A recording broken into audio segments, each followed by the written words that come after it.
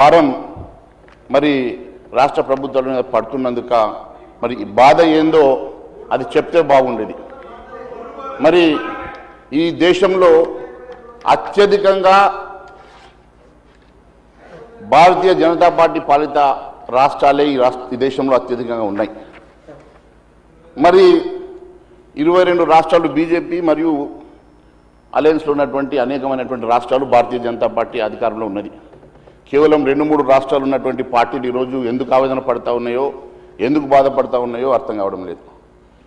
దేశవ్యాప్తంగా ఈ నిర్ణయం తీసుకొని అట్టడుగు బడుగు బలహీన వర్గాల కోసం, రైతు కూలీల కోసం, ఉపాధి హామీ కూలీల కోసం 125 రోజుల పరిజనాలు కల్పించి మరి దానివల్ల అనేకమైనటువంటి భద్రతలు కల్పించి ఈ కార్యక్రమాన్ని ముందుకు తీసుకెళ్తా ఉంటే మరి పేరు మార్చిందన్నా లేకుంటే ఏ కారణమైనా కూడా ఈరోజు ఆందోళన చెందుతున్నటువంటి మా ఈ కాంగ్రెస్ పార్టీ నాయకులకు నేను స్పష్టంగా 4 అంశాలు చెప్పదలుచుకున్నాను అధ్యక్ష. మరి ఇప్పటి వరకు సీతక్క గారు అనేక విషయాలు మాట్లాడుతూ 62% మంది మహిళలు దీనివల్ల లబ్ధి చేకూరుతుందని, 100 రోజులు ఉండే పేరు మార్చిందని, మరి ఇక్కడ మరి మహిళలకు ఏమైనా తగ్గించారా, లేకుంటే దీనివల్ల ఈ ఉపాధి హామీ మార్పు వల్ల 125 రోజులు పెంచడం వల్ల ఎవరికైనా నష్టం జరిగిందా, లేకుంటే నామ్స్ ఏమన్నా చేంజెస్ జరిగినాయా, అన్నీ కూడా యాజ్ ఇట్ ఈస్గా ఏదైతే ఈ పథకం నడుస్తూ ఉందో ఆ పథకాన్ని యాజ్ ఇట్ ఈస్గా కంటిన్యూ చేస్తూ ఇంకా దాన్ని స్ట్రెంథన్ చేయడానికి ఇంకా 25 రోజులు పనిదినాలు పెంచడమే కాకుండా రాష్ట్రాలను కూడా దానిలో బాధ్యులను చేస్తూ ఇంకా దాన్ని స్ట్రెంథన్ చేసే కార్యక్రమం తీసుకెళ్తున్నందుకు మరి వీళ్ళకి బాధ అవుతున్నట్టు ఉంది. ముఖ్యంగా వీళ్ళ బాధ అంతా కూడా అధ్యక్ష గాంధీ పేరు పోయినందుకే బాధ కనపడతా ఉన్నది అధ్యక్ష.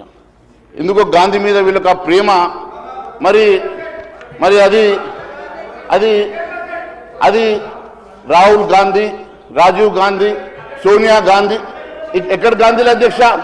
అసలు అందరికీ తెలియాల్సిన పాపం చాలా మంది కొత్త మంది శాసనసభ్యులు ఉన్నారు, వారికి బహుశా చరిత్ర తెలియదేమో. ఇందిరాగాంధీ భర్త ఫిరోజ్ గండి, గాంధీ కాదు. వీళ్ళు గాంధీ వారసులు కాదు అధ్యక్ష, గండి వారసులు.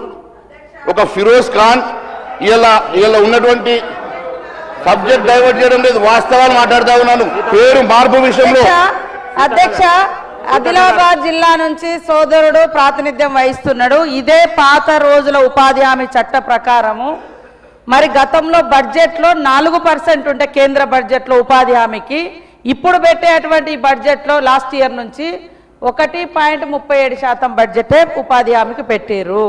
గతంలో మరి మొత్తం కేంద్రం భరిస్తే ఇప్పుడు 40% రాష్ట్రాల మీద పెడితే అప్పులున్న రాష్ట్రాలు ఎట్లా ఉపాధి పెంచుకోవాలి? మీది ఎట్లా ఉన్నదంటే కేంద్రం అనుమతిస్తుందట కానీ భారాన్ని మేము మోయాలట. అట్లాంటప్పుడు మీరెందుకు మమ్మల్ని మీ భారం మా మీద మోస్తారు? ఎట్లుందంటే మా అనుమతి తీసుకోండి కానీ మీరు గడక తిన్నా గంజి తిన్నా మమ్మల్ని అడగండి అన్నట్టుంది. మీ గంజి మీరు తాగండి కానీ కేంద్రం మాత్రం పెత్తనం చేస్తుందట. ఇది ఎంతవరకు కరెక్ట్ అధ్యక్ష? ఇంకొకటి, ఇప్పుడు గాంధీ గారిని కూడా నిండు సభలో మీరు ఈ రకంగా అవమానించడం అనేది ఇది చాలా చాలా తప్పు, చాలా చాలా తప్పు. ఓకే, భావజాలాలు ఏమైనా ఉండొచ్చు, సరే మీది ఆర్ఎస్ఎస్ బ్యాక్గ్రౌండ్ కలిగినటువంటి బీజేపీ పార్టీ కాబట్టి ఆ రోజు గాంధీ గారిని చంపింది కూడా ఆర్ఎస్ఎస్ వ్యక్తే కాబట్టి ఈరోజు సమర్థించుకోవడం సమర్థనీయం అధ్యక్ష. అది కరెక్ట్ కాదట్లా. గాంధీ గారికి వారు చేసిన త్యాగం ఉంది, వారు భావజాలం శాంతియుత భావజాలం, వారు కన్న కలలు గ్రామ స్వరాజ్యం అధ్యక్ష. అందుకనే ఈరోజు గ్రామ స్వరాజ్యం రావాలంటే గాంధీ కలలు నిజం కావాలని, అది గ్రామీణ ప్రాంతాల్లో పేదరికం నిర్మూలన జరగాలని, ఈ యొక్క ఉపాధి హామీని ఒక ఏదో అడుక్కుంటే వచ్చేదిలాగా కాకుండా హక్కులాగా ఇచ్చింది కాంగ్రెస్ ప్రభుత్వం. సోనియా గాంధీ గారి యూపీఏ చైర్పర్సన్ గా, మన్మోహన్ సింగ్ గారు స్వర్గీయ ప్రధానమంత్రిగా పెట్టడం జరిగింది అధ్యక్ష. దయచేసి మా సోదరునికి నేను ఒకటే చెప్తున్నా, అందులో మీరు 125 రోజులు అంటున్నారు. ఇప్పటి వరకు నేను మొత్తం తీసిన 125 రోజులు కాదు, మనం ఇచ్చిన 100 రోజులలో 60, 70, 50 రోజులు దాటిన ఎక్కడ పని జరగలే అధ్యక్ష, వాళ్ళు పరిపాలించే రాష్ట్రాలలో కూడా. కాబట్టి 100 రోజులు 125 పెంచడం అంటున్నారు ఓకే, కానీ అక్కడ చూస్తే 125 రోజులలో 50 రోజులు రాష్ట్రం పని కల్పించండి అంటున్నారు. అట్లాంటప్పుడు మీరు అదనంగా ఏదో నేను అనేది ఇందాక అదే, మీరు మా అనుమతి తీసుకోండి, మీ గడక మీరు తినుండ్రి అన్నట్టు ఉంది తప్ప, మీరు 125 రోజులు స్వతహాగా కేంద్ర ప్రభుత్వమే ఇస్తే అది నిజంగా సంతోషించదగ్గ విషయం. కానీ మీ భారము 100 రోజులు పని కల్పించే నుంచి 75 రోజులకు కేంద్రం ప్రభుత్వం ఇచ్చే పని తగ్గించుకున్నారు వాళ్ళు. 75 రోజుల కేంద్రం ఇచ్చే పని 100 రోజులు ఇంతకుముందు ఇచ్చే పని నుంచి ఇప్పుడు 75 రోజులకే తగ్గింది. కాబట్టి ఇది మేము బాధపడుతున్నాం. అట్లనే మీరు కొత్త చట్టం తీసుకొచ్చి కొత్త పేర్లు పెడితే ఏం కాదు. 12 సంవత్సరాలు మీరు అధికారంలోకి వచ్చినాక కూడా ఎంజీఎన్ఆర్ చేసి నడిచింది. ఇప్పుడు ఎందుకు మార్చాలనే ఆలోచన వచ్చింది? దానికి కారణం ఏందో చెప్పండి.